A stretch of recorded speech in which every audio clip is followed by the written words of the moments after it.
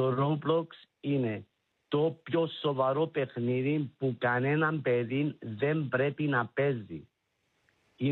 Είναι πάρα πολύ επικίνδυνο και μάλιστα αυτό το παιχνίδι το κάνανε μπαν σε άλλες χώρες.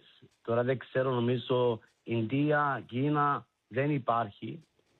Και εμείς εδώ, όταν χάσαμε εμείς το Χριστόφορο μας, το 2022 τον Μάρτιο, δεν ήταν μόνο ο Χριστόφορος.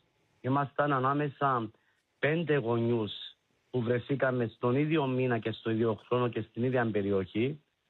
Επίσης, τώρα είμαστε 29 γονιούς μέσα στο WhatsApp και όλοι παλεύουμε το ίδιο πράγμα. Κύριε Νικολάου, 29 παιδιά, ένα λεπτό για να το καταλάβω, 29 παιδιά έχουν χαθεί από αυτό το chat room του Roblox.